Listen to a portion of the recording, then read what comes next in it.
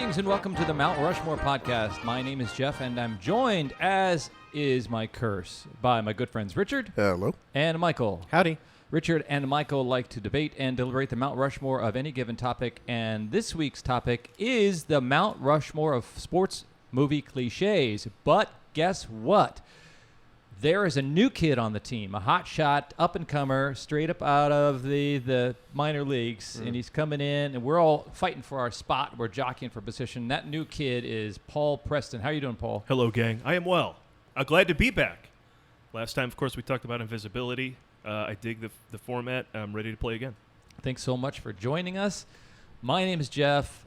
I'm a shallow husk of a man after having emceed a boxing match in which my opponent was killed by my hand. And so I'm just kind of living day to day, looking for redemption, looking for maybe a woman to help me put the pieces together. So then we are going to let our guest start. If the visitors are up at bat, and Paul Preston, let us know what your first choice is.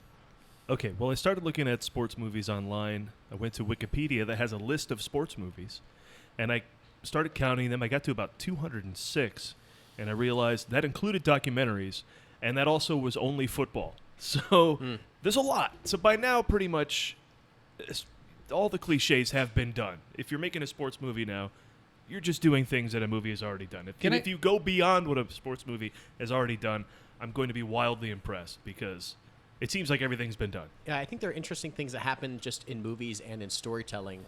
Like the other night, Emily and I were watching the latest Harry Potter thing, the Fantastic Beasts. And where to find them? No, Fantastic Beasts. Not even a colon. Just Fantastic Beasts, The Crimes of Grindelwald. Oh, you got to say it the right way. The Crimes of Grindelwald. Yes. And although he doesn't speak in a German accent, I still don't understand that. There's a lot of things I didn't understand by watching this movie, even though I've been hip deep in Harry Potter lore for forever. Yeah. But the point is, about 12 minutes in, there was a big action sequence at the beginning, and then the Newt Scamander character is called in front of like this board of wizard whoever's to be put on his assignment. And it just felt like watching Raiders of the Lost Ark. It was like Raiders had the big opening sequence, then it was kind of brought down to the part where he's assigned his tasks to go off into the world to do whatever. And made me think about this topic of like, how many times do you just watch a movie and they just follow the same path or the same little things that come up?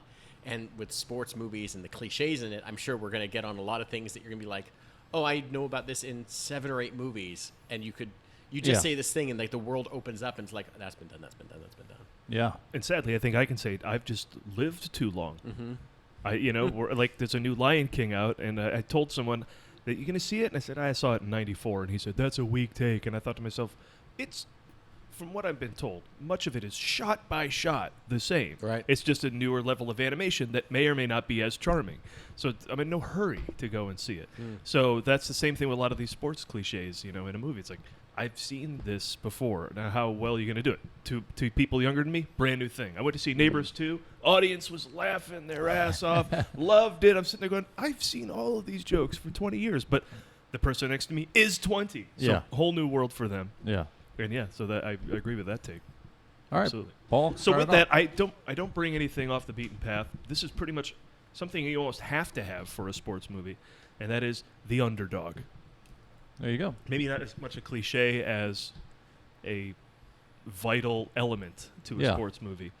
But so much so that when Rocky won Best Picture, the story of an underdog boxer who goes on to get his title shot, John G. Avildsen, the director, went on a few movies later to make The Karate Kid because it just works so well, the underdog story. And that's pretty much what he was good at the first time. Let me do it again. And sure enough, another knockout of the park. So. And you see it in everything. Miracle, Rudy, A League of Their Own, Remember the Titans, The Mighty Ducks, Hoosiers, even Real Steel. Oh, yeah. Future robot boxing. Hell yeah, Jeff. Favorite of Jeff Hopkins. Really? Oh, we went. Michael and I went on a kind of a bro date to Real Steel. Did you love it? The most amazing thing about the movie Real Steel is that the 9 to 11-year-old boy is wearing a perfectly tailored A-line undershirt. And that is just like, I believed everything about the robots. I believe them fighting, and that they could mimic the motions of Mr. Hugh Jackman. But the kid wearing the perfectly cropped A-line shirt was just like, That's a bridge too far That's for you. I did. That's where I checked out, and Yeah, it's that movie I watched. I said, well, this is entertaining enough. And then at the end, when I'm crying my ass out, I went, how'd you do it? I don't even know the point where it worked. Yeah. He's looking at his dad, standing by the ring, swinging in the air, and the robots mimic. I don't know. Yeah. But, for some reason, that's another underdog movie. All the hard Scrabble people come together to make it happen in that. It's not even like the one person's big chance. The trainer's down and out, the robot's down and out, the kid's down and out. Yeah. And they all come together.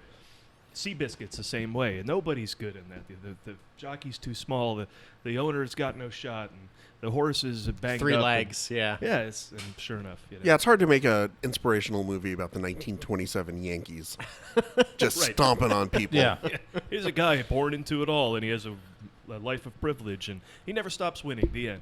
Yeah. I mean, the old show that he used to do, there was a co-host of mine named Bart. He wanted just winning. That's all he wanted in movies. Can I just get winning? He loves Tom Cruise movies. Tom Cruise just wins. That's all he does is win. Yeah. He had trouble with Edge of Tomorrow, where Tom Cruise is not winning Tom Cruise at the beginning, but eventually becomes winner Tom Cruise, and then he was happy. But That's funny. The whole idea of winning the whole movie, I try to tell him it doesn't work, but he just can't handle the down and out moments. That's so There's funny. Too much drama. That's too for much him. drama. Yeah, Huh. but for those who love the drama, I think up there on the Mount Rushmore of sports movie cliches, you got to have the underdog. Right on. Okay, cool. Coming out swinging in the first round, even though he's... Oh man, I love that Jeff is just mixing in. He's just reaching for sports euphemisms. He kicked They're all the ones that Jeff knows, which is like 5. Yeah, he just kicked the basket into the Nailed it. Yep. hockey Done zone. too much now. Okay, I've overstretched. All right, Richard. All right, so Michael. our first one is when the best player hasn't joined the team yet, but the team immediately turns good as soon as they join. Oh, okay. So some examples of this would be Jimmy Chitwood Or Yoko from in the Hoosiers, Beatles. or Yeah. Yoko and the Beatles. Yeah. So Jimmy Chitwood from Hoosiers, Kelly Leak from the Bad News Yeah. Bears, Yeah. or Adam Banks from the Mighty Ducks, who Okay. is the kid who was supposed to be on their team, and because the evil coach had cheated, got him on his team instead. And I just love this cliche because it's one of those like, this never happens in real sports. It's never Yeah. like the Yankees sign in the middle of the season, suddenly sign, Barry Bonds or something Yeah. like that. Like he hadn't been playing all year. It's like, that never happens. Yeah. Like growing up, like with the Bad News Bears thing, everyone knew who the best athletes were, Mm-hmm. and they were on the team. Yeah. So it's for some reason this one kind of pops up over and over Mm-hmm. again. The Jimmy Chitwood one kind of always cracks me up because it's in such an over the top movie. It's just that one thing that's just even more over the top than anything else. Can you remember why he didn't play again? I can't. It was something personal, right? Like a personal. I think he was attached, Tragedy. or I think he was attached to the other coach, and somehow they had to convince him that Coach Dale was Yeah. okay for him. Yeah, I think, he said coach goes, I go, or something at one Yeah, point exactly. when they were winning. Yeah. One thing, Hoosiers is just an amazing film. The soundtrack does not serve it well. I think the arrangement, the music is great. The keyboard, the Casio 200 keyboard that it was recorded Right. on just hasn't stood the test of time. Is that a Randy Newman score or not? Oh, I don't know about that. I believe it's a Jerry Goldsmith Oh, okay. All right. special. I didn't know if it was one of the Yeah. if he just took his Casio keyboard from The Natural. Yeah. Just said, "Oh, another sports movie? Well, I can Yeah. I can handle this." The 80s were something, weren't they? I mean, that's something about Vangelis and Chariots of Fire. Oh, yeah. Where the music is connected-ish. It feels grand, but it is so different, and it doesn't quite feel right, but it somehow makes it okay. Yeah. I don't know. It's just the 80s, they were just so full of I can see those two. synthesizer was so Axel heavy. F. Yeah. Those two being period pieces, if I were the producers who are always trying to young up a film, I can imagine them supporting that idea. Well, it's set in the 30s or it's set in the 20s or the 40s, but let's put a synth score to it. Really hip it up. Yeah. Would you say Hoosiers also has another cliche? It's chock a block full of cliches. There's a couple redemption storylines in there. Oh yeah, there's definitely one which I had on my original list. We took off was the coach with the troubled background. Yeah. That tends to pop up a lot. Yeah. Whether it's Coach Dale slugging one of his former players or Tom Hanks in A League of Their Own. yes, Kind of the coach that comes in as the drunk and washed up and Gordon. needs his redemptive Yeah. action. Gordon Bombay and the Mighty Ducks doing it as community service. So Or Bad News Bears, where he doesn't seek redemption. no, Yeah. That's one. Well, Dennis Hopper plays the father of, I forget which athlete in that one. right. who's- He's sort of the drunk. Yeah, who finds inspiration from, I think one of the centerpieces of athletics and as a storyline is how much inspiration they give to the community around them. And he, I think, decides to clean up his act. Well, he's eventually in the sanitarium Yeah. listening to the championship game. Yeah. So yeah, It's a turn for the better for him. Okay, Wait, so I want to say one thing Yeah, about yeah. Vangelis, though. If you get a chance, go to YouTube right now and find an old 1981 video of Vangelis performing the Chariots of Fire theme, because he's smoking the whole time he's playing that keyboard while visions of the runners on the beach are playing above him. Oh, And it's that's just great. the greatest smoking you'll ever see in your life. looks up Vangelis. Is he Greek? Yeah, it checks out. that checks out, guys. He's The- smoking. The other greatest Vangelis moment is in the Yeah, 2012 the Olympics. Summer Olympics opening Oh, ceremony where Rowan Atkinson as Mr. Bean is just playing the one note over and over on the keyboard Yeah. as they slowly pan to him. He's just trying to He's reading take the a picture. newspaper. And then the Queen and James Bond skydive right out of the... Yeah. That's Oh, and I pretty have great. one last thing about what you said. To your point, in actual sports, the trade deadline just passed for Major League Baseball right now, and no one ever gets that. They make a big deal about the trade deadline, but no one ever gets the guy who puts them over the top, except occasionally, like Verlander, I think helped the Astros win. Yeah. But most of the time, it's just a bunch of money spent, and A lot of it is like the best players join the best teams. Yeah. Like the great teams that are like willing to get rid of their, AAA players, their up and coming players, so they can win now. They'll be like, sure, I'm not thinking 3 years down the line we have a Right. chance to win now, and that's usually what happens. It's not like the team, The Marlins aren't trading for like, Cody Bellinger or something. Yeah. Well, we're 40 games back, but we got a chance, guys. If we just get this one guy. Space Jam, aside from having the cliche of being forced to play against aliens, which Right. you see pop up in sports films, has kind of a subversion of that player who comes in to save the day. Doesn't Bill Murray come in later and say, "Can I help?" or something? And Yeah. he's like, "Yeah, Bill, you're gonna help us out a lot." Okay, so what is your second choice, Paul Preston? number 2 for me is the bad guy who goes one step too far. Oh, And we always have bad guys like, if you look at Creed, Ricky Conlon is the bad guy, but he's just the best. So Creed Yeah. has to beat him. He doesn't go too far. He's just the best. And that alone is something that seems insurmountable. Or David Sims, who's Don Johnson's character in Tin Cup. He's just a jerk, and they have this long-time rivalry. Yeah. He doesn't go too far. so are you indicting the cliche, or are you saying? I'm saying the cliche has been used a lot, and Yeah. I like it because when Johnny Lawrence gives, Ralph Macchio that extra little kick to sweep the leg and knock him Yeah. out, he's gone one step too far. He crosses a moral kind of boundary or Yeah. something that's emotional versus just And when I part of the compile this, game. I realize it happens in boxing movies more than anything else. Like Oh. you mentioned it kind of at the top, like Clubber Lang gives Mickey a heart attack. That's too Oh, yeah. far. A little rough. He also Apollo he also Creed never did that, but he also now is like overly suggestive with With Adrian. Adrian, yeah, yeah. exactly. Yeah, yeah. So the guy that goes too far has been. There's always going to be a bad guy. There has to be. There has to be something to beat. Even if they're good bad guys, like I said, that's the best team in the county, and the so-and-so underdogs have to go up against them. They may not be awful, but I like it when the guy goes too far. Because now, even in the Cobra Kai television show, which is the best show on television right now, you still are seeing the Kreese and Johnny Lawrence dichotomy playing out in that Uh-huh. TV show for 2 seasons now, because John Kreese, who ran Cobra Kai, is back on that show, and we're still trying to figure out who really is the worst guy here, because they tried to redeem Johnny at the end of Karate Kid, making it in the beginning of Karate Kid Part 2, making it look like this is all Kreese's plan to sweep the leg, and Johnny was objecting to it, even though he went along with it, so he's bad, but is he? So I think between the two of them, they just went too far, and I like when they go too far. Billy the Blue Bear, who was the boxer that gave that sucker punch to Hilary Swank in Oh, Million yeah, Dollar Baby yeah. and knocked her out of boxing and out of life. Yeah. So, I mean, she just went one step too far. Yeah. You didn't hear much more from her after that. Her family was actually more awful than she was for the rest of that movie. But and then I wanted to give a shout out to Shooter McGavin from Happy Gilmore. I eat pieces of shit like you for breakfast. Yeah. He's just a jerk, and the whole thing with Happy's grandma's house he buys, right? So to try, and plays that angle of trying to get in his head is one step too far. Yeah. Oh, yeah. They're always like, I don't know why I thought of this guy as like the major villain, but I guess he kind of was.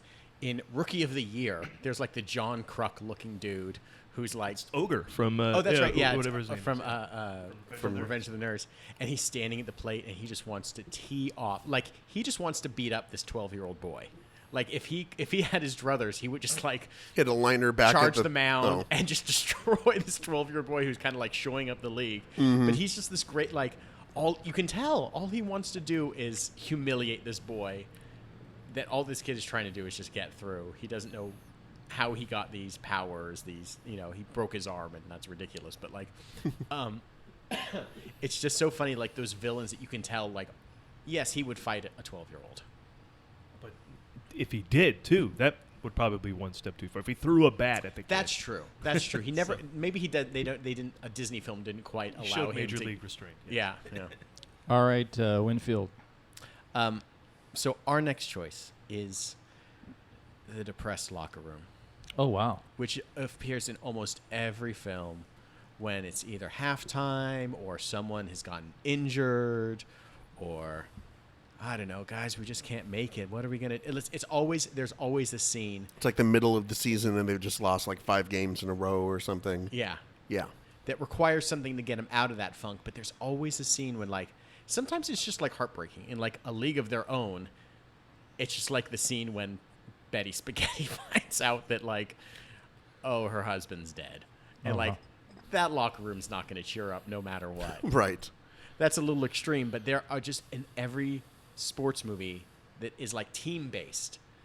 I guess maybe even in boxing movies too, when like someone is The corner. or maybe in like even in Karate Kid, his leg is injured.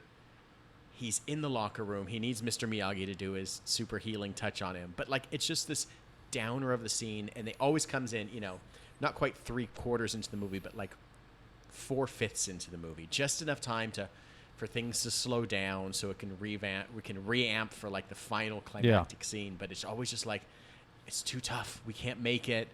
Sweat's pouring down everybody's faces. They're all beat up, and it's amazing how often it happens, whether it's semi-pro or League of Their Own or Space Jam or The Natural or Mighty Ducks or Hoosiers or Major League. There's always just this moment. It happens a lot in baseball too, in baseball movies, where they're just like, we just can't go on. We can't. It's impossible. Yeah. It's impossible. That's kind of that dark night of the soul that a lot of, if you were to take a Sid Field or a Robert McKee class, there's that moment where all the things that the protagonists have tried have lost, and they have to kind of tap into that thing that they learned from the B story. Yeah, it's that hero's. It's like part of the hero's journey. It's like in Star Wars when Obi-Wan dies and Luke is back on the Millennium Falcon and he's depressed and Leia's comforting him and like he's like, I can't believe he's gone. And it's just like, we got to go fight some TIE fighters now. He's like, okay, and blows him up. But like that's a locker room scene. He's back there and he's in the Millennium Falcon storage compartment just brooding. Yeah, and you just need those moments, whether it is in a sports movie, and I think it. Because it's a locker room, because it's a place where people collect themselves together, they can collect themselves and move on. That is like this template that kind of pushes through that you see that's so fun. often. That's a fun observation because it's we're lucky enough to have a lot of people out on Facebook mention some sports cliches. That wasn't one that was mentioned by the folks out there, but we were lucky enough to have a lot of people comment on the different sports cliches, and this is going to be a moment where I pause. Let me fill that moment for a second and say okay. my wife loves that. My wife and I both love the moment where Mr. Miyagi has to fix Daniel's leg. Because it's almost we often wonder when we watch that scene if it's a placebo. If it's really just fixing this doesn't mean anything. You just got to get up and win. But it's that whole clap of the hands.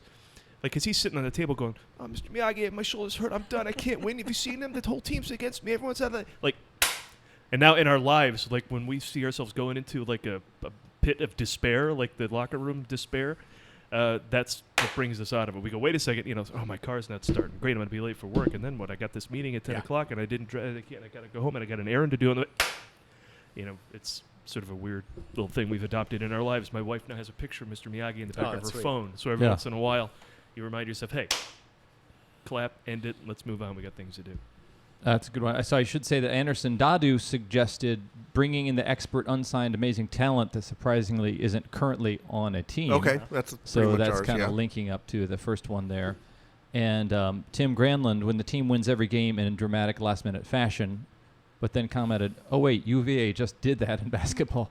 So some of these cliches are a little bit inspired by life. So in some folks, Fowler Jones was one of them who brought up cliched sports broadcaster expressions, such as they all look like line drives in the box score, or when these two teams get together, you can throw the record book out the window. So some of these things are... These two don't like each other. Yeah. Part of the storytelling that we get in televised sports that's not even fictionalized.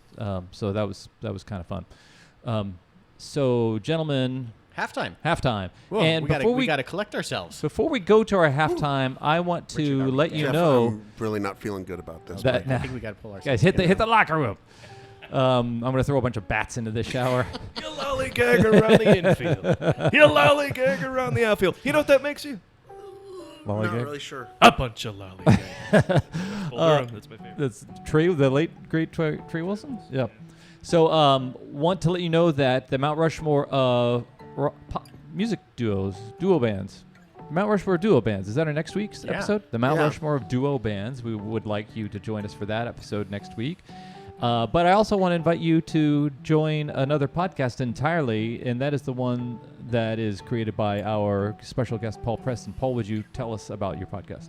Sure, head on over to Bleav.com, that's BLEAV.com, and look up the Bleav in Sports Movies show. It's also out there on iTunes. Every week we talk about sports movies, and this is the week I've asked my friends here to take on a sports topic. So you'll hear this show there and many others, where every week something new with sports movies, because we will never stop making this show. There's just too many sports. Yeah. I already mentioned 206 just on football. These movies, this show will go on until the end of time, so please join us over there if you can. And if you don't mind, I would like to, Paul, invite your listeners to come over to the sports episodes of the Mount Rushmore podcast. We have a few of them, I think, don't we? Yeah, we had the best things about baseball other than the game. Mm-hmm. Yeah, What else did we have? Do you count wrestling as a sport? of course. Well, then we had the Mount Rushmore bad guy tactics. Yeah. Mm-hmm. And if you like just fun conversation about goofy topics, we would love for you to give a listen to our podcast, the Mount Rushmore podcast. So, The Mount Rushmore of sports of famous sports fans. oh, right on. With Spike Lee, et cetera, et cetera. Oh, cool. Mount Rushmore of jock jams, would that count? I think That's so. music related to Yeah. Yeah. Los Yawks. So, Fake teams? what's that? Did you do fake teams? Oh, did we do Yes. fake teams? Yeah. Yeah. We did fictional teams. Fictional sports teams. Yeah. So we've got a few sports topics, but we want to thank Paul Preston for being here. And one of the ways that we first got hooked up with Mr. Preston was as a commentator on our crowdsourcing of topic answers. So Paul got in the dialogue with us out on social media on Facebook, and so many others have, and some of those folks have ended up being guests on the podcast, which is a lot of fun. So we invite you to go out to our Facebook, Twitter, Instagram, and other social media handles and let us know what your thoughts are on a given topic, and maybe you could even suggest a future topic. We'd also like you to go back and download, rate, and review past episodes of the podcast out on iTunes. It's out on Stitcher. It's out on iHeartRadio. It's out Spotify. on Spotify. It's out on MySpace. I think it's Lycos, LiveJournal, Yep. CompuServe, GeoCities, AngelFire, all the big ones. GopherNet. GopherNet? Yeah. Yeah. Kermit, was that one? Yeah, that was one The too. 2400 baud Juno? BBS. Juno is the Alta Vista. all those things. I wish we were joking. We're not. That's where we go. So, yes. And so now back to the seventh inning. stand up. Was this? Are we gonna make a foot down in the touch space? What is? Yeah. Sports. Stand up. Sports. Okay, so Paul Preston, give us your third choice. The third choice is one that they stole right from actual sports. If you've ever seen Nomar Garcia Pera bat or Sergio Garcia take a swing at the golf club, it would be superstition. Okay. Superstition in sports movies is pretty popular, and I'll just bring up 2 points because baseball is where it happens the most in real life. So 2 big moments of that in movies are Major League, where Serrano uses voodoo to ask Jobu to come and help him hit, and he tries to coax Jobu, this voodoo god, to help him out with rum and other crazy things. But Bull Durham, it plays out the best, and that's one of my favorite sports movies of all time. There's one character, Jose, who blesses his bat, but he won't bless anyone else's because they just want a piece of his mojo, and he says, that's not faith, that's desperation. But the best use of superstition is Tim Robbins' character, Nuke Lelouch, who's on a winning streak, and he believes because he's not having sex with Annie, played by Susan Sarandon. So he has to continue to not have sex with her, which frustrates her and keeps him on his streak. And that's a major plot point of the entire movie, as superstition plays a part. He was being pretty authentic, I think, with a minor league baseball team, and superstitions are a big deal. Just do not watch Sergio Garcia play golf. the whole step up to and everything he does before he hits the ball is like it just looks like an OCD crazy. I was just gonna say with Nomar, that's not superstition. That's OCD. Yeah, that's what that is. All the gloves and the hat, get the helmet on and off, step in, step out. Yeah, that's OCD. That's not a superstition at that point. You need to be on some sort of medication for that. If he doesn't do that, Adderall or something. I think he will or will not hit. I think superstition is so prevalent in baseball because the season is so long. It is a 9-month season, plus there's like 2 months of spring training, and there's basically no baseball for maybe 3 months of the year. And the rest of it feels just so long, and I think that's why you see guys grow their hair out to the point where it just looks ridiculous because they got to do something. And or the beard. There's something I'm doing beard play. Or my hair is going to be ridiculous because it's like this is 8 months of my life that I'm trying to I'm just trying to, a lot of baseball is just waiting around watching other guys play, and you're eating sunflower seeds and joking around and talking about baseball. And so like at some point it's like, oh, I did this one thing that got me an extra base hit in each of these games. I have to keep doing that because sometimes that's the difference between being up in the majors and moving back down to the minors. Is like, oh, if I'm batting 250 instead of 270, that affects your pay, that affects everything. So like I think that it's just the season is so long, and it's just in their head, and in their head is just like, I got to do whatever I can. Another sport that has a lot of superstitions, auto racing. Oh. Which, like no green cars, no peanuts in the pits. And I think those superstitions come from the fact that if something goes wrong, you die, which is actually worse than getting sent down to the minors, I believe. Why the no green cars? It's just, I don't know why exactly, but it's been this long-running superstition. Same thing with peanuts. You're not supposed to. Yeah, if you're in the pits and you're eating peanuts, you will be shooed away and possibly get the crap beaten out of you. We started to watch Cars for the first time today with my 2-year-old son, who declared before we even started watching it, I don't like this movie. Oh, good. That's a good start. He just is like, I don't want it. I don't like this. And we're like, okay, well, let's just try it out because it wasn't The Jungle Book. And it was just like, I don't like this. I don't want this. And we sat down, we were watching it, and the first race for the Preston Piston Cup goes around. And the car that, quote, always finishes second place, a green car.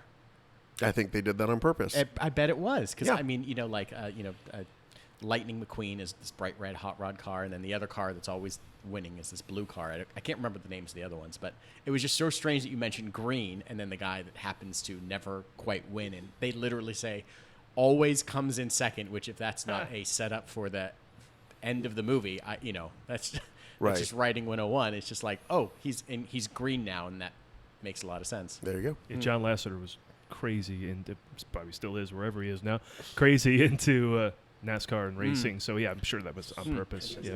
Very specific. All right, gentlemen, what's your third? Richard, maybe you'll speak for your team. All right, guys. So gather around. I know it's been a tough game. It's been a tough podcast episode so far. know you're all a little down right now. I'm just naked, but I have a jockstrap on. Is this awkward for you? I've been meaning to talk to you about that. Okay. Don't do that on the field. Okay, yeah, coach. But I got a 5-minute speech here that's planned. Okay. Every movie, or not every movie, but most sports movies at some point, this piggybacks on Michael's everyone's down in the locker room. Yeah. What gets the team back up? It's the big speech. Yeah. And again, Hoosiers is another example of this. Norm Dale gives a couple of those. My favorite one is not actually the one right before the championship game. It's what he does when they first get to the championship venue. And they're doing like a walkthrough of the court.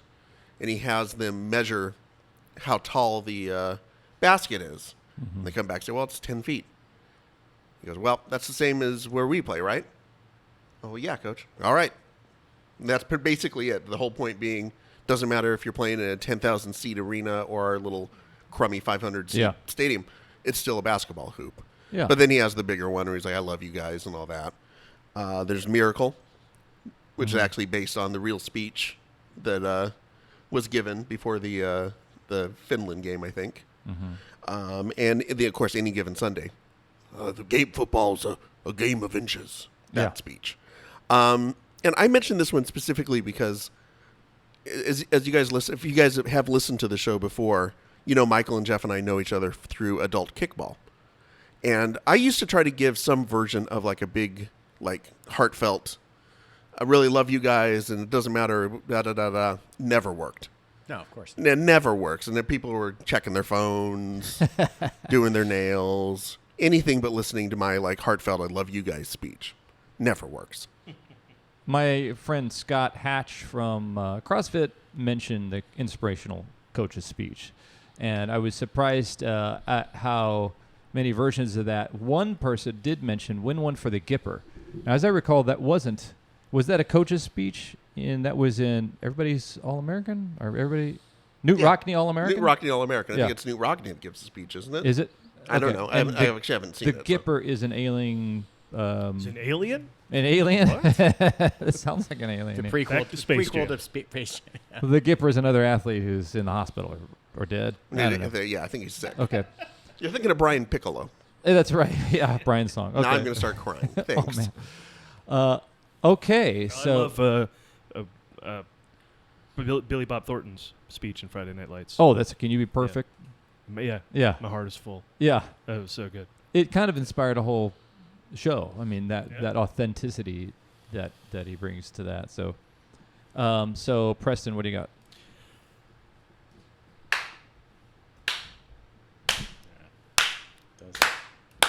Yeah. A slow clap, ladies and gentlemen.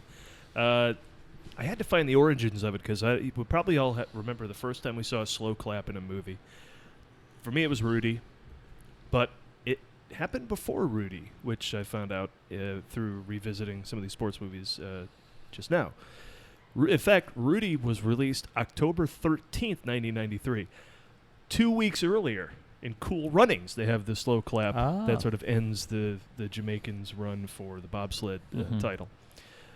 And then going back once again to Hoosiers, that they have a slow clap in the locker room there after the coach's big speech. But turns out that same year, at the end of Lucas, 8 months before Hoosiers came out, there was another slow clap when Lucas basically... Here's how it always plays out. There's no score, usually. Did you use claptracker.com to get all this? Yes. How do you Clap track. Scans YouTube for claps. Here's how it plays out. There's no score. There's no nothing, right? There's either been some conversation, or in Lucas's case, he just comes to high school and everyone knows the struggle he's been through, and the hero's down and out, and the slow clap begins. And as it begins, there's there's like you chimed in with, some dialogue happens, the score kicks in, and by the end, it's full applause with crazy music, and then the movie's over, pretty much, most of the time. Yeah. Or at least they go on to do the part of the movie that will end it, the big game or what have you. I would love to see the reverse slow clap. The reverse slow clap in a moment. It's huge applause, and then disinterest. 2001 is when they did it in Not Another Teen Movie, if you remember that. Well, not a sports movie, but this was a spoof of teen movies where they did a slow clap, and that kind of ended it. Once you satirize it, it's kind of over. But Jersey Girl Kevin Smith's movie. That movie ends with Ben Affleck's kid doing a production of Sweeney Todd at her school, like her elementary school. And it's very bizarre. It leaves the whole auditorium silent until a slow clap begins to bring it in. But you know, Kevin Smith is using that ironically as well. But I remember the first. I mean, there's even one in Harry Potter when you mentioned Dumbledore begins a slow clap in the Great Hall for something Harry Potter did. I can't remember no, which it's for frickin' Hagrid. Oh, his return. Like yes. Hagrid comes back, and like the best thing about that scene is like 3 of the kids are like friends with Hagrid, and the other one thinks like, oh god, it's unkempt half giant thing doofus, that is an idiot, and like keeps almost getting us killed in class. That guy. Yeah, no one cares about Hagrid except for like Harry and Ron and Hermione, and then the other ones are like, why the fuck are we clapping for this guy? Because Dumbledore's clapping. Everyone start clapping. Yeah. But I remember my favorite one is actually not from a sports movie. You go back to 1978's Foul Play.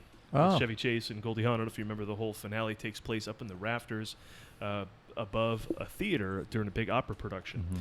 And the chase ends with a big piece of set scenery coming down, and dangling off it are all the dead bodies from the chase. And everyone stops for a second. The whole place goes, oh my God. And then the Pope was watching this, and he starts going, like he didn't understand anything. And everyone starts applauding as well. That's a great underrated film if you've never seen it. But in sports, yeah, I thought it started with Rudy. I think it goes back to Lucas, which is essentially a sports movie because the football team has a lot to do with it. But again, now it might be done. After they spoofed it, not another team movie, we may not see it again. But there's 4 great examples of it being used over and over again in different sports films. Cool.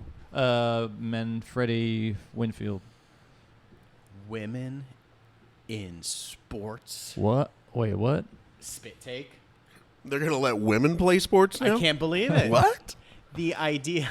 I mean, A League of Their Own was 2 hours of just men guffawing at women. Yeah. The idea that they could possibly play sports. Until they got a slow clap at the end. Until there's a basically. The movie Wildcats with Goldie Hawn. Love that movie, by the way. Goldie Hawn as the coach of a men's high school football team. She's only there so she could look at their jocks. That's impossible. Yeah, that's impossible. Kathy Ireland is the kicker on a football team in Necessary Roughness. Like the audacity that women are put under. They're just. It's just like. That is impossible. It is impossible for women to do anything remotely athletic. Or Bend it like Beckham is basically that the entire movie of that. I hate to take it outside of film into TV, but I did like how in Futurama when Leela goes to play Blurns ball, and she's like the first Blurns ball player ever, and it's the year 3000, right? And they're just like, well, she sucks because she's a woman, and she was also terrible because she is. Monocular vision. Yeah, Cyclops, You can't actually throw the ball very well. But I love when it is such just this ridiculous cliche when like a woman comes in and is just like, oh, and people are always like blown away by it. And it's just like, yeah, it's the most. But she has to have the one scene where she proves herself. Of course. Yeah. Whether it's, Kathy Ireland. Kicking the guy in the nuts. No, that's right. Exactly. That's what I was thinking of. That is just like I can stand with the guys. I'm one of the guys. Scene. Wait, what film was this? It's called Necessary Roughness. Oh, okay. With Scott Bakula. Okay. She plays like a high school or college. I think it's a college. College, yeah. It's I don't know. They're on like the Longhorns that. Would you like me to tell you the whole plot of the movie? Because it's kind of a favorite of mine. Wait, so did I miss the actual? Women playing sports. Women playing sports. Okay. And the reaction that is like. All the men and the people of the town or the people of the city are just like it has ruined their lives. It has ruined something sacred to them, which is this men's only club. And then, like Richard said, they always prove themselves to be superior to the men anyway, which is just usually by injuring one of the other guys on the team or another team. Mm-hmm. It just rings so true. Would you say that there seems to be another category of, there's nothing in the rule book that says you can't have a dog on the field? The person who looks through the rule book. There's a mule can kick, I guess. I don't know. But there should be a scene always afterwards.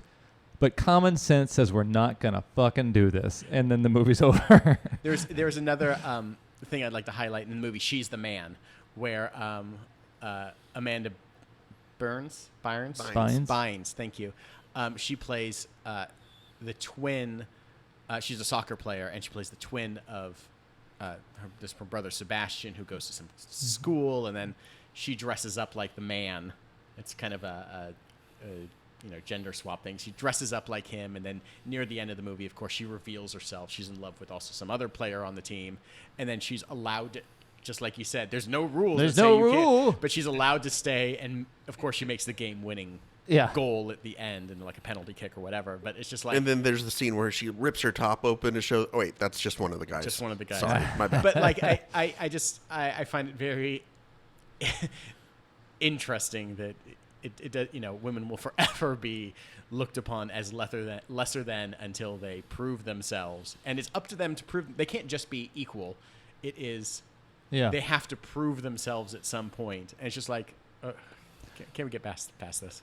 But I'm glad I could ruin our podcast by bringing it up.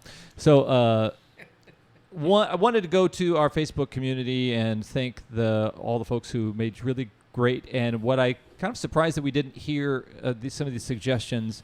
I think this would be kind of a filmmaking cliche, but the montage was brought up. The idea that some doofus can get serious. Brent Dyer, thank you, Brent, said an athlete with bad or mediocre skills decides to get serious, does a training montage covering at most a couple weeks, and becomes a superstar. And that was that's kind of for sure a cliche that we see in film and especially sports films. I think Richard and I stayed away from that one just because we did that as one of our topics, just training montages. Oh yeah. A few years ago, and it was just like we could just talk about the same things over and over. Oh yeah, so okay, Bleav fans, there's training montages. They're not all for sports. I don't know if they're for knitting. I don't think we did anything like that. The music is also so integral to this. Oh yeah. You're the best around. Yeah. Or Burning Heart, is that the one? Or Hearts on Fire. Hearts on Fire. And There is no easy way out, right? That's Rocky IV as well. You're the Best is one of my favorites, and the topic was songs from training montage. Oh, that was it. Okay, oh, yeah. That's lots to talk about there. That was a song that was written for Rocky II, and then they didn't end up using it, and so they just shuffled it over to the Karate Kid because they talk about being a champion in the song, and Danny LaRusso was not a champion at that point during his training montage. But yeah, here's we're off topic. One that my quite a bit good buddy and huge sports fan and talented baseball player David Snell brought up. My favorite is their misunderstanding of the clock-in games. So often they act as if the game-winning basket or touchdown needs to occur before the clock hits 0, when in reality the ball just needs to leave the shooter's hand before the final buzzer in basketball, and ball needs to snap before the final whistle in football. Is that something you find common in? I know what he means. Like in a basketball shot, they show the shot go in, and then the clock goes 1-0. Yeah. Versus the other team's like, fuck it, timeout. Yeah. We can get a shot off still. Yeah. Yeah, I understand where he's coming from on that. Yeah. There's also the idea that time stretches so long in a sports movie, too. We have 10 seconds left, and you'll get 15 minutes of movie out of that. Right. With no timeouts. Matt Bridgewater brought up, in fact, he even name-checked the win one for the Gipper that Joe Mullick suggested, and that was Newt Rockne, All-American. He brought inspirational speeches in general. Rudy, Hoosiers on any given Sunday, built Field of Dreams. And the final play aspect is interesting on a sports movie because that does happen a lot where we have the one play that we can run, and this is what's we've saved it. Yeah, we've saved it for the last whatever. The triple deke in Mighty Ducks, for example. Yeah, or in semi-pro. I think I mentioned semi-pro earlier, but like they decided to stop running the alley-oop because they can't do the alley-oop anymore, and they have to rely on whatever ridiculous play that they practiced all season or for the one time to hit it, or the hidden ball trick in MASH in the football scene. I will say semi-pro is one of my favorite sports films, and Will Ferrell has had his own genre of sports films, it seems, but that was pretty freaking amazing. And I love that he is in a sports film. He is usually the main character, but usually the antagonist. He's the reason everything is effed up. Yeah, and it takes the somebody else who comes in and kind of points out that he's screwed up. I'd like to point out just real quick that the whole time you've been talking about semi-pro, I've been thinking you've been talking about semi-tough. Semi-tough. Oh, it's Yeah. funny. So thanks for Isn't Mac Dave, isn't it? I like Yes. I like that this last part of the podcast is that the last 15 seconds and the timeouts keep happening. It just keep going on and on, and you're like, why won't the game end? How do they keep calling timeouts and fouling? And oh my God, he's still at the line and he can't make the basket. All right, we want to thank Paul Preston. Paul, plug your podcast again, please. Go to themovieguys.net to see all of our nonsense. Go to Bleav.com or iTunes to find the Bleav in Sports Movies podcast specifically, which we host as well. Okay, cool. And want to invite you to come back next week for our Mount Rushmore of musical duos. And now, this is the point of the podcast where I usually with a lot of consternation, I try to deliberate who the winner is. But it's going to be Paul, because we're just glad that he's our guest, and he came up with such.